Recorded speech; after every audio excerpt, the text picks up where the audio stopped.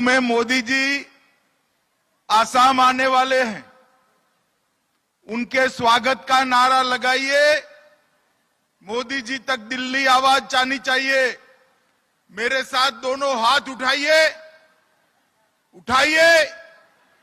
स्वागत के निश्चय के साथ मुट्ठी भींचकर प्रचंड आवाज से बोलिए, भारत माता की, भारत माता की। मंच पर उपस्थित असम के मुख्यमंत्री डॉक्टर हेमंत बिस्वा शर्मा जी, असम के वरिष्ठ नेता और केंद्रीय मंत्री श्रीमान सर्बानंद सोनोवाल जी, प्रदेश अध्यक्ष भाजपा श्री भावेश कलिता जी, उपस्थित सभी सांसद महोदय, विधायक महोदय, केंद्रीय मंत्रीगण और आज इतनी देरी होने के बाद भी यहां पर इतनी बड़ी संख्या में आए हुए प्यारे कार्यकर्ता भाइयों, बहनों, माताओं और मेरे जिगर के टुकड़े जैसे युवा मित्रों, आप सभी को नमस्कार। मित्रों, सबसे पहले मैं श्रीमंत शंकर देव को प्रणाम करता हूं। भारत रत्न डॉक्टर भूपेन हजारिका जी को प्रणाम करता हूं और आसाम की जनता को प्रणाम कर कर आने वाले बिहू की त्योहार का अग्रिम बधाई देकर मेरी बात की शुरुआत करना चाहता हूं। मित्रों, आज यहां पर डिब्रूगढ़ क्षेत्रीय कार्यालय का शिलान्यास हुआ है।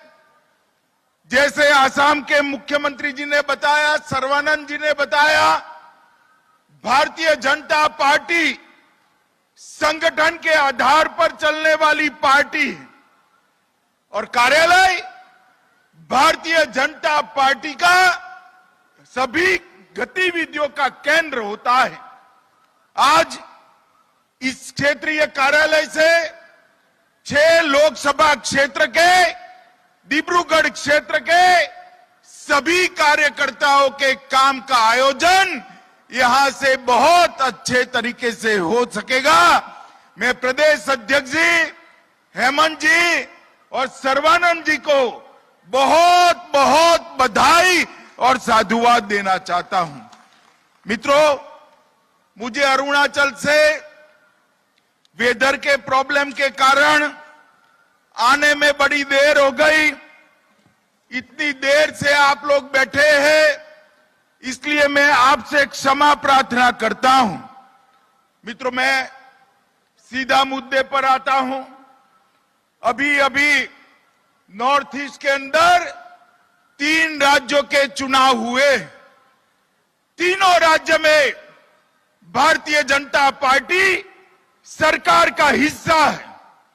त्रिपुरा में भारतीय जनता पार्टी की पूर्ण बहुमत की सरकार दूसरी बार बन चुकी है। नागालैंड के अंदर हमारे 13 विधायक के साथ हम दूसरी बार उप मुख्यमंत्री के साथ सरकार में हैं और मेघालय में भी दूसरी बार हम सरकार में आए हैं। मैं आज आसाम की जनता को बहुत बहुत बधाई देना चाहता हूं। आपने नॉर्थ ईस्ट में भाजपा के विजय की जो यात्रा शुरू की, वो 8 राज्यों के अंदर आज सफर समाप्त कर चुकी है। नॉर्थ ईस्ट के 8 राज्यों में मोदी जी के नेतृत्व में एनडीए की सरकार, भारतीय जनता पार्टी की सरकार, और इसी के कारण नॉर्थ ईस्ट का विकास हुआ है। माताओं, भाइयों, बहनों, एक जमाने में नॉर्थ ईस्ट कांग्रेस का गढ़ माना जाता था। अब राहुल बाबा ने पूरे देश की यात्रा करी, बाद में ये 3 राज्यों के चुनाव आए, कांग्रेस पार्टी का सुपड़ा साफ हो गया।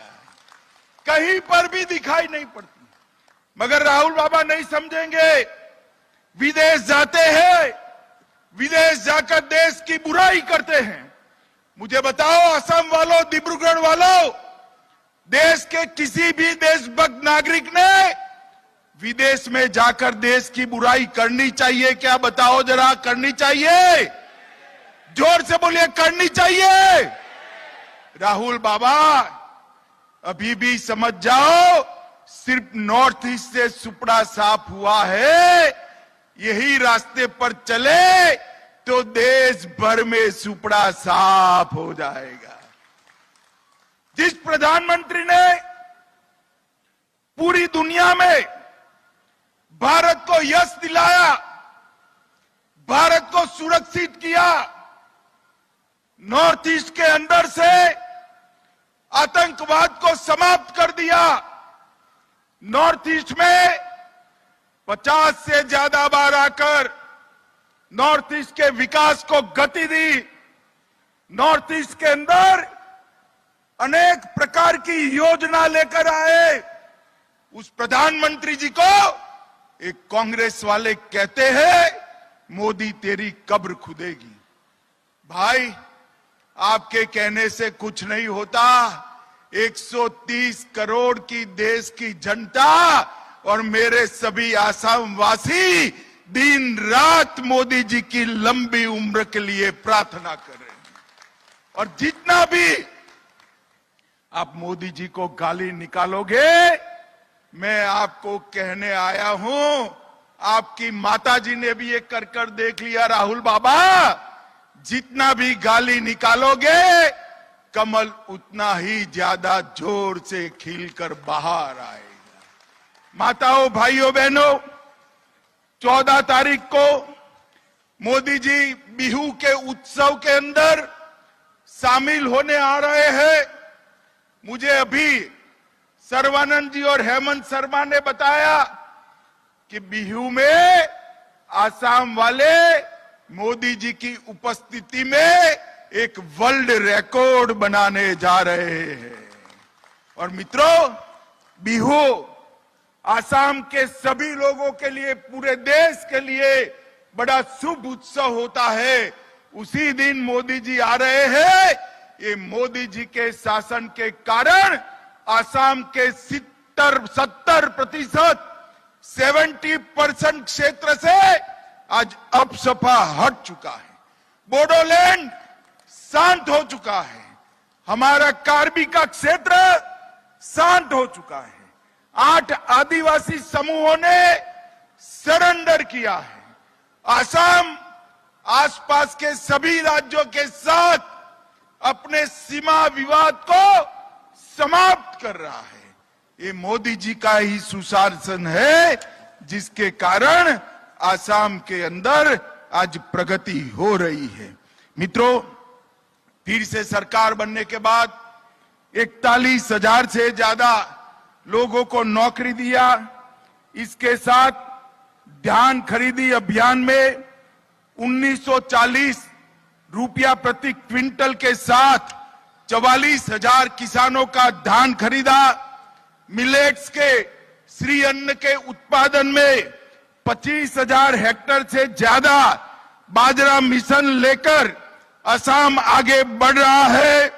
प्राकृतिक खेती के लिए 20,000 हेक्टेयर जमीन चिन्हित की है। 2 लाख हेक्टेयर में पाम ऑयल लगाने का काम हो रहा है। 12 लाख परिवारों को हथकरघा दिया है। 12 मेडिकल कॉलेज बन चुके हैं और 12 मेडिकल कॉलेज नए बनने वाले हैं। और आसाम को मोदी जी बिहू के दिन एम्स भी देने वाले हैं। माताओं, भाइयों, बहनों, ये विकास के जो बयार मोदी जी के नेतृत्व में डबल इंजन की हमारी सरकार, ऊपर मोदी जी और नीचे हेमंत विश्व शर्मा ने यहां पर जो शुरू की है, अगले 5 साल सर्बानंद सोनोवाल जी ने करा, अब हेमंत जी आगे बढ़ा रहे हैं। इसके कारण आसाम, जो एक जमाने में आंदोलन और आतंकवाद से पीड़ित था, वो असम आज बिहू के नाच गान के साथ साच अर्थ में आनंद मना रहा है। माताओं, भाइयों, बहनों, पूर्वोत्तर के लिए मोदी जी ने बजट के अंदर ढेर सारी बढ़ोतरी की है। कांग्रेस सिर्फ 36,000 करोड़ का बजट देती थी, भाजपा 76,000 करोड़ तक ले गई और 2014 से अब तक इंफ्रास्ट्रक्चर में केवल 2,65,000 करोड़ खर्चा हुआ है। डोनर मंत्रालय में 65% की वृद्धि की है और नेसेक्स के माध्यम से ढेर सारे प्रोजेक्ट चालू हो रहे हैं। पूरे पूर्वोत्तर में नरेंद्र मोदी जी और भारतीय जनता पार्टी की सरकारें विकास को आगे बढ़ा रही है, शांति को सुदृढ़ कर रही है, सलामती को सुनिश्चित कर रही है। उस वक्त आप सभी को मैं बिहू की अग्रिम बधाई देता हूं और समग्र आसाम के भारतीय जनता पार्टी के कार्यकर्ता को बहुत बहुत शुभकामनाएं देता हूं। हमारा एक क्षेत्रीय कार्यालय आज बन रहा है। उस वक्त मैं कांग्रेस वालों को कहने आया हूं, जरा कान खोलकर सुन लीजिए। 2024 में लोकसभा का चुनाव आ रहा है। आसाम की 14 में से 12 सीटों पर भारतीय जनता पार्टी विजयी होगी और मोदी जी 300 से ज्यादा सीटों के साथ फिर से भारत के तीसरी बार पूर्ण बहुमत के साथ प्रधानमंत्री बनने वाले हैं। फिर से एक बार पूरी आसाम की जनता को बिहू की बहुत बहुत अग्रिम बधाई, बहुत बहुत शुभकामनाएं। मेरे साथ बोलिए, भारत माता की, भारत माता की, भारत माता की। वंदे वंदे वंदे।